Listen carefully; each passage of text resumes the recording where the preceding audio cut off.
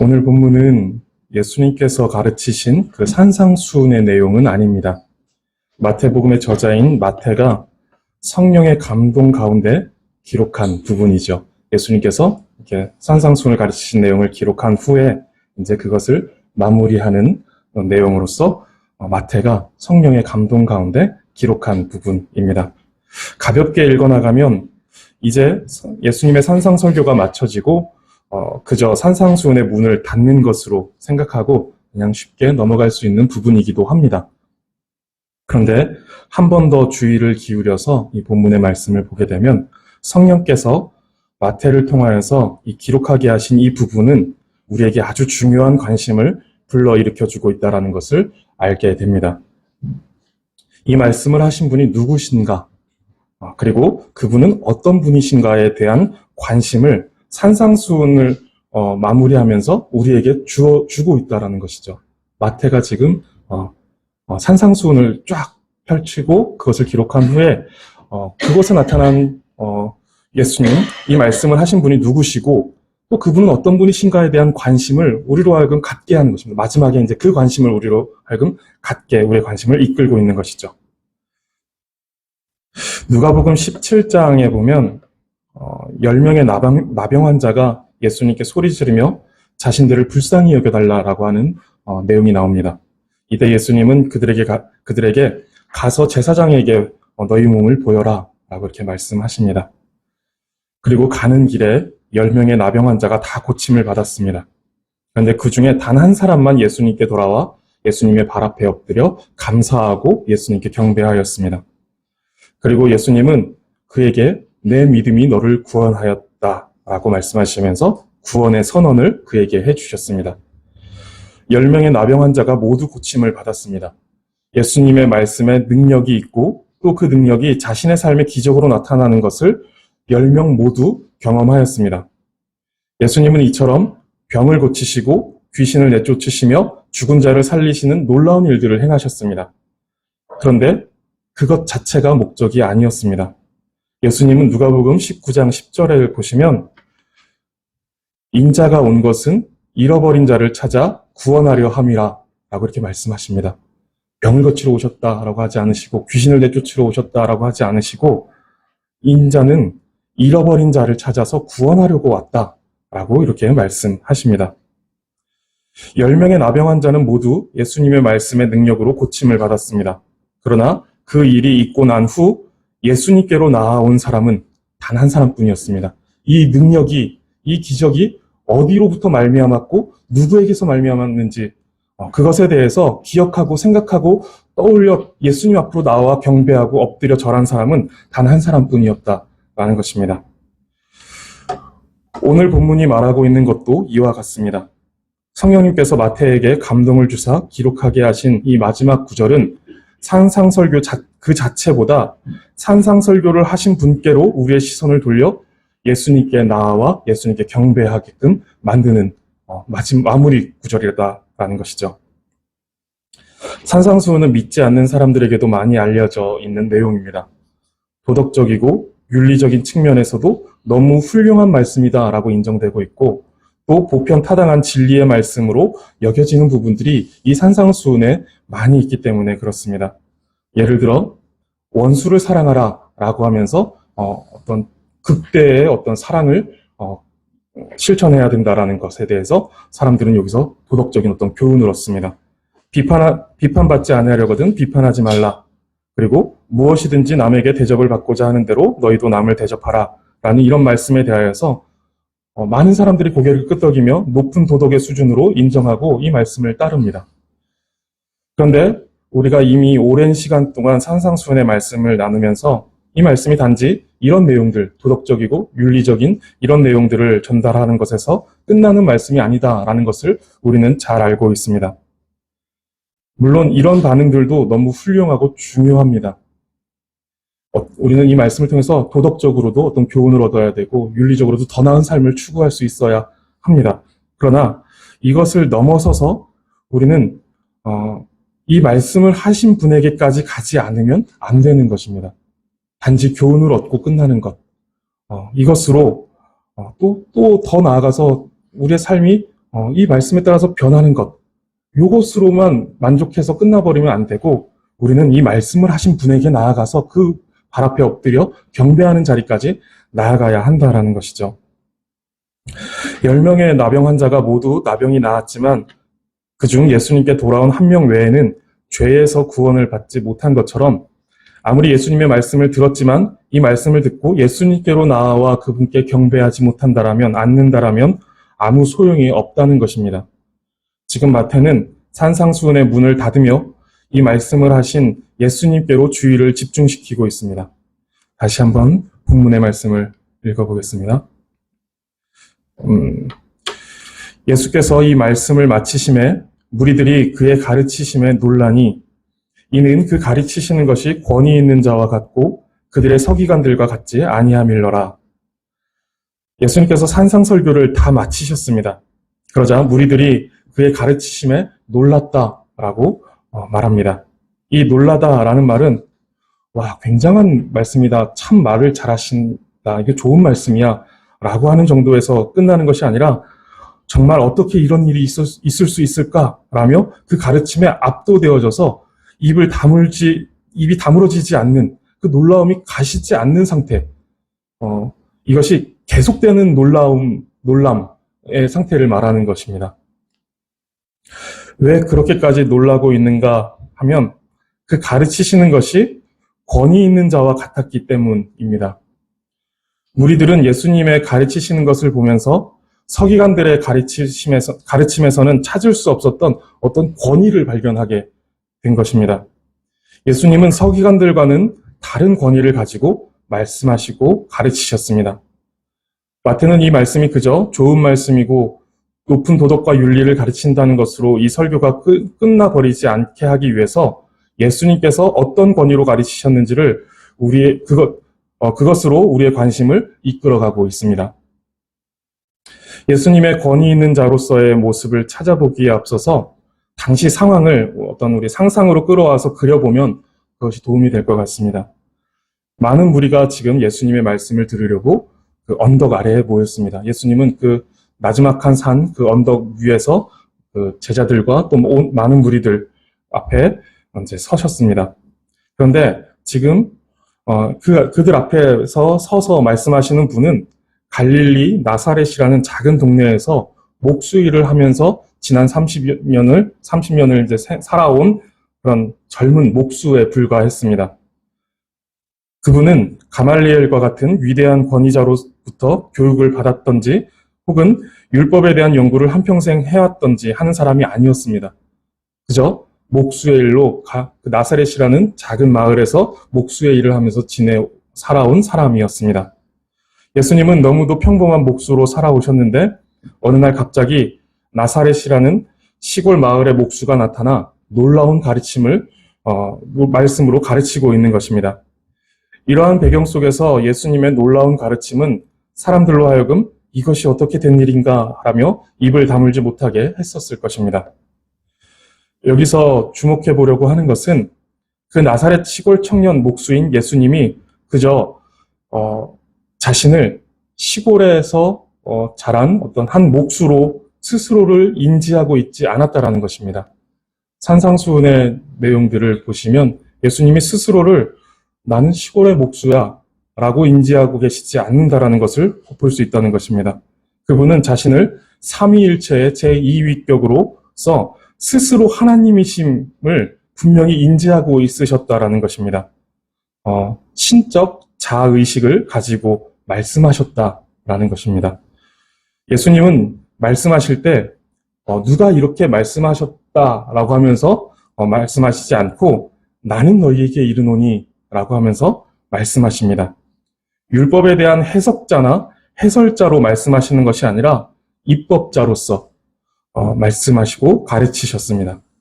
스펄전 목사님은 이러한 예수님의 태도를 보고 왕적 확신이라고 말했습니다. 왕으로서, 하나님으로서의 어떤 그 확신과 단호함을 가지고 선포하셨다라는 것이죠. 이것이 이제 서기관들과는 전혀 다른 어떤 권위로서 말하는 것입니다.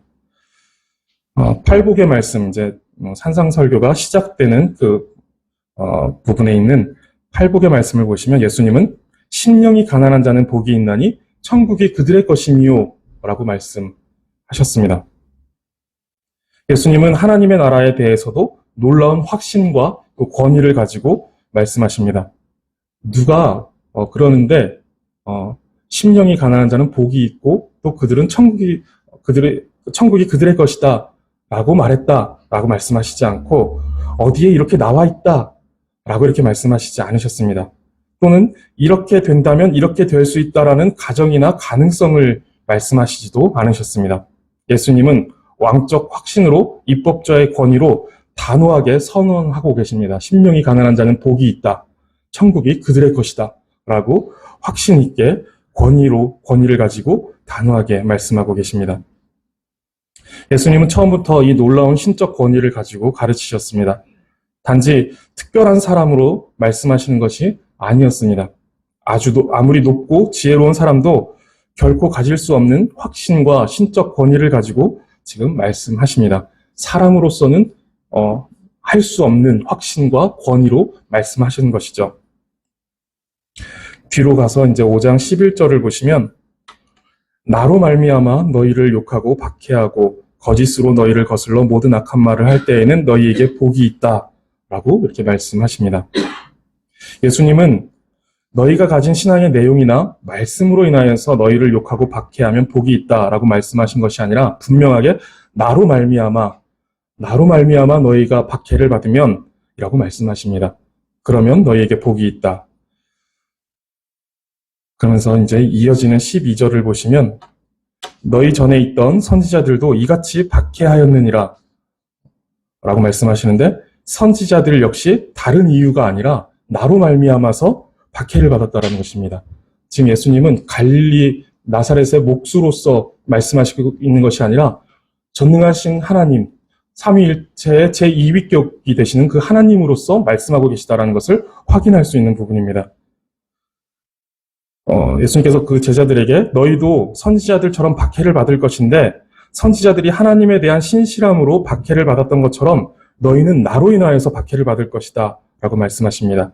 즉 선지자들이 받는 박해나 제자들이 받는 박해가 다르지 않다라는 것이고 그렇다면 예수님 자신이 하나님과 동등된 분으로 드러나고 있다는 것을 우리는 확인할 수 있는 것이죠.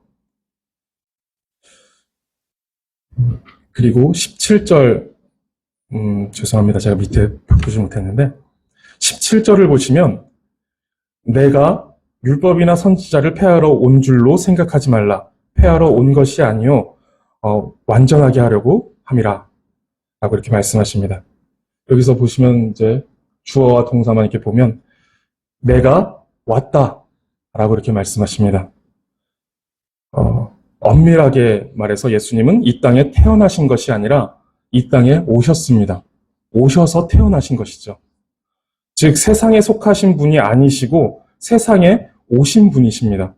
예수님은 영원으로부터 그리고 하늘로부터 그 영원하신 분이 시간으로 들어오셨고 하늘의 그 초월적인 그 공간에서 이 땅의 이 세상이라는 제한된 공간으로 들어오셨다라는 것이죠.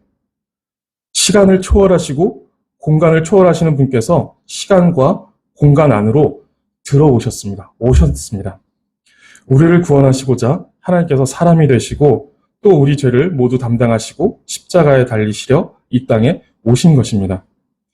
이런 무심코 나오는 말들 속에서 예수님의 신적 자의식이 묻어있는 것을 우리는 확인하게 됩니다. 그리고 7장으로 넘어와서 21절을 보시면 나더러 주여 주여 하는 자마다 천국에 들어갈 것이 아니다 라고 이렇게 말씀하십니다. 그리고 22절에서는 심판의 날에 그날에 많은 사람들이 나더러 주여 주여 할 것이다 라고 말씀하십니다. 그리고 23절에서는 내가 그들에게 그때에 마지막 때에 내가 그들에게 이렇게 말할 것이다. 밝히 말할 것이다. 내가 도무지 너를 알지 못한다. 불법을 행하는 자들아 내게서 떠나가라 라고 말씀하실 것이다 라고 말씀하시는 것이죠. 예수님은 자신이 마지막 심판의 날 심판주로서 우리를 심판하실 하나님이시다라는 것에 대해서 분명히 예수님은 인지하고 계셨고 그 신적 권위를 가지고 지금 말씀하고 계신 것입니다. 또한 24절, 7장 24절과 26절에 보시면 나의 이 말을 듣고 나의 말을 듣고 행하는 자는 또 나의 이 말을 듣고 행하지 않는 자는 이라고 말씀하십니다. 즉 집을 짓는 두 사람이 있는데 예수님의 말씀을 듣고 행하는 자는 그 사람의 집은 무너지지 않을 것인데 예수님의 말씀을 듣고 행하지 않는 자의 집은 무너질 것이다 라고 말씀하십니다. 이때에도 이 무서운 심판을 이야기하시면서 나의 이 말을 듣고 라고 이렇게 말씀하시는 것이죠. 즉 예수님의 말씀, 갈릴리 나사렛의 그 목수였던 그 예수님이 지금 사람들 앞에 서서 나의 말을 듣지 않으면 그 집은 무너져 버릴 것이고 나의 말을 들으면 그 집은 무너지지 않을 것이다 라고 말씀하시는 것입니다. 즉 예수님의 말씀이 생명과 사망을 가르는 심판의 기준이 될 것이다 라고 능력 있게 권위 있게 권세로서 말씀하고 계시는 것이죠. 이처럼 산상수훈은 단지 도덕적으로 윤리적으로 어떤 교훈적으로 좋은 가르침과 통찰을 주는 내용으로만 보는 것은 너무 아쉽습니다. 반드시 그것을 넘어서서 신적인 권위로 말씀하고 계시는 예수님을 보아야 합니다. 예수님이 어떠한 권위로서 이 말씀을 하고 계시는지, 그리고 우리는 그 권위로 말씀하고 계시는 예수님께로 나아가야 하는 것이죠. 말씀을 하시는 예수님께서 어떤 권위로 이 말씀을 하시는 것인지, 이 권위 있는 말씀을 하시는 분이 누구신지에 대한 관심을 가져야 한다라는 것입니다. 10명의 나병 환자와 같이 말씀을 듣고 놀라운 경험을 할 수 있습니다. 말씀을 통해 놀라운 통찰을 얻을 수도 있고 삶의 변화를 가져와서 굉장히 도덕적인 사람, 착한 사람이 될 수도 있습니다. 그런데 거기서 끝나면 안 됩니다. 반드시 돌아와 그 놀라운 능력을 베푸신 분 앞에 엎드려 경배해야만 하는 것입니다. 예수님의 가르침을 들은 많은 사람들은 그 가르치심에 대하여서 놀랐습니다. 도무지 입이 다물어지지 않아서 한참 동안 놀란 가슴을 진정시켜야 할 정도였습니다. 그 이유는 그 가르치시는 것이 권위 있는 자와 같았기 때문입니다. 예수님은 단지 권위에 기대어서 말하는 서기관들과 같지 않았습니다. 예수님은 권위를 가지고 권위를 소유하신 그 상태에서 말씀하셨습니다. 예수님은 하나님으로서 그리고 주님으로서 왕으로서 심판주로서 말씀하셨습니다. 우리는 오늘도 이러한 예수님을 만나야 합니다. 권위에 기대어 설명되고 해석되어지는 주석책을 만나는 것이 아니라 그런 설교를 만나는 것이 아니라 권위를 가지시고 살아계신 하나님으로 주님으로 왕과 심판주로서 말씀하시는 예수님을 만나야 하는 것이죠.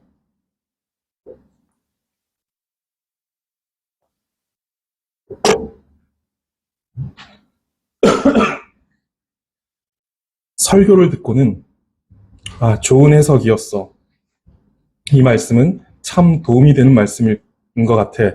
라고 하는 데서 멈추지 말고 그것도 굉장히 훌륭한 모습이지만 거기서 멈추지 말고 그 말씀 속에서 친히 나는 너희에게 이르노니 라고 어떠한 권위에도 기대지 않으시고 하나님으로서 창조주이시며 주님이시며 심판주이신 섭리자이신 구원자이신 그 하나님으로서 권위 있게 말씀하시는 그분께로 나아갈 수 있어야 한다는 것입니다. 설교자는 권위에 기대어서 말해야 합니다. 저는 그런 권위에 기대어서 말할 수 있어야 합니다. 이것을 벗어나서 독자적인 해석을 하려고 한다면 신천지나 여러 이단들과 같이 되어버릴 수 있는 확률이 굉장히 높겠죠. 저는 이런 역사 속에서 하나님의 말씀을 바르게 해석하고 또 바른 신학이 정립된 신학을 기반으로 해서 저는 거기에 기대해서 하나님의 말씀을 전해야 합니다. 그런데 그 설교를 들을 때 나는 너희에게 이르노니 또는 나의 이 말을 듣고 라고 신적 권위로 말씀하시는 주님께로 나아가 그분을 만나고 경험해야 합니다. 저는 그것에 의지해서 바른 말씀을 준비하여 전하려고 노력하지만 성도님들께서는 거기서 무슨 말씀을 인용했구나, 누구의 말을 인용했구나 라는 것을 들어서는 안 되고 거기서 어떤 신적 권위를 가지고 나는 너에게 이르노니 라고 말씀하시는 그 권위로 말씀하시는 살아계신 하나님, 생생한 그 권위로 말씀하시는 창조주 하나님을 만나셔야 되고 구속자 하나님을 만나셔야 하고 섭리자 하나님을, 또 심판주이신 하나님을 그 말씀 속에서 만나셔야 한다는 것입니다. 병이 나을 수 있고 기적을 경험할 수 있습니다. 놀라운 말씀 속에 감동을 받을 수 있고 삶이 변화될 수 있습니다. 그런데 그러한 것들을 경험하는 데서 멈춰버린다면 그러한 경험들은 아무런 의미가 없습니다. 예수님은 그것을 위해 오시지 않으셨습니다.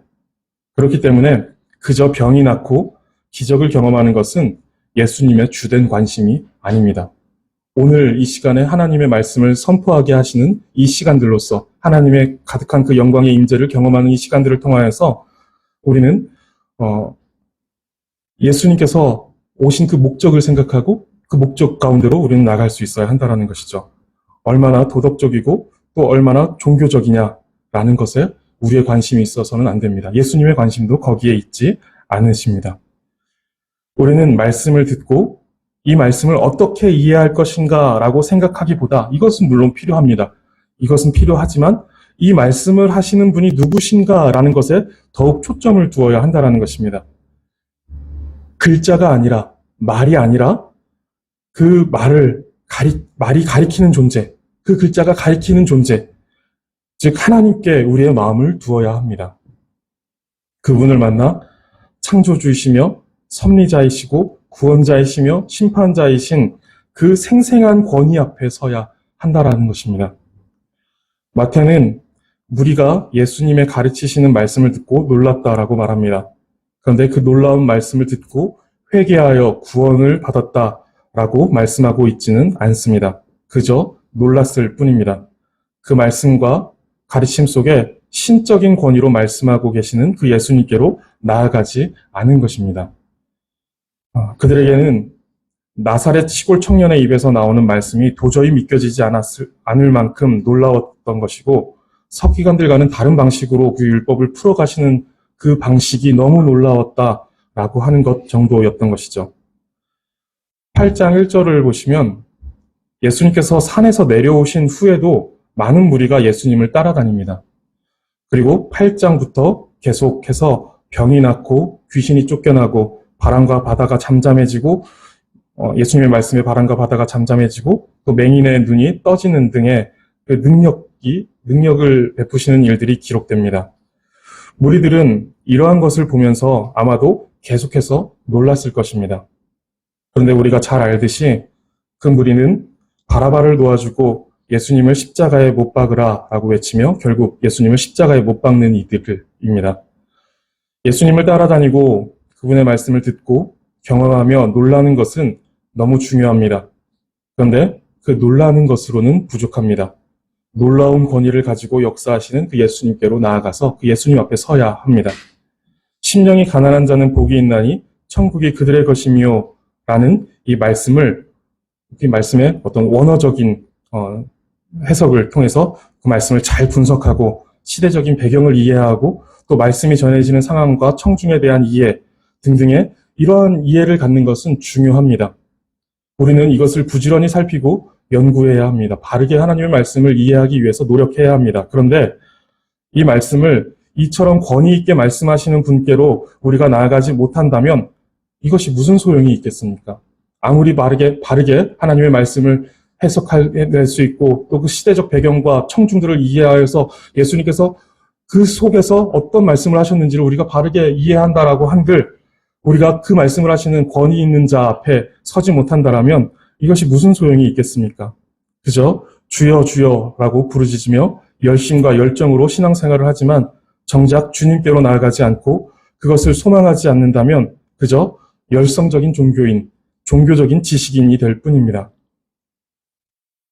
성도님들, 말씀을 듣고 또 성경을 읽으실 때 하나님께서 하나님 되심을 그 속에서 발견하시기 바랍니다.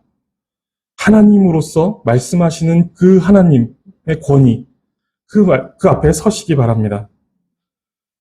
말씀을 부지런히 분석하고 이해하시되 그 속에 권위 있게 말씀하시고 역사하시는 하나님을 우리는 만나야 합니다. 하나님이라는 글자를 만나는 것이 아니라 권위 있게 말씀하시는 그분을 만나시기 바랍니다. 서기관들은 그 글자와 문장 속에서 뛰어난 해석과 해설을 했을지 모르겠지만 그 실체이신 하나님의 생생한 권위 앞에 서게 하지 못했습니다. 우리가 말씀 앞에 노출되는 것은 너무 중요합니다. 그러나 그것과 함께 말씀하시는 하나님 앞에 나아가 창조하시고 섭리하시며 구원하시고 심판하시는 그 놀라우신 권위와 권세 앞에 서는 것, 이것이 우리에게 너무 중요하고 필요합니다. 성경을 읽고 또 설교를 들을 때마다 권위 있게 말씀하시는 그 주님을 만나고 그 주님을 경험하시기 바랍니다. 특별히 다가올 새해에는 소리교회 모든 성도님들께 이러한 은혜가 풍성하기를 바랍니다. 하나님의 말씀을 읽으실 때마다 그 속에서 우리에게 권위 있게 말씀하시는 살아계신 하나님을 만나시기 바라고, 하나님의 말씀을 들으실 때 설교자의 그 설교를 듣는 것이 아니라 그 속에서 나는 너에게 이르노니 라고 말씀하시는 그 권위 있는, 그 권위로서 말씀하시는 창조주요 섭리자이시고 구원자이시며 심판자이신 그 하나님을 만나는 것을 날마다 경험하는 2024년이 되시기를 바라겠습니다. 기도하겠습니다. 하나님, 우리가 말씀을 대할 때 권위 있게 말씀하시는 그 주님을 만나게 하여 주시옵소서. 서기관들의 가르침과 같이 단순히 성경을 해석하고 또 설명되어지는 것으로 듣는 것이 아니라 나는 너희에게 이르노니 라고 말씀하시는 신적 권위로서 우리의 심령에 말씀하시는 창조주이시고 섭리자이시며 구원자이시고 심판주이신 그 하나님의 생생한 권위 앞에 우리가 서게 하여 주시옵소서. 감사드리며 예수 그리스도의 이름으로 기도드립니다. 아멘.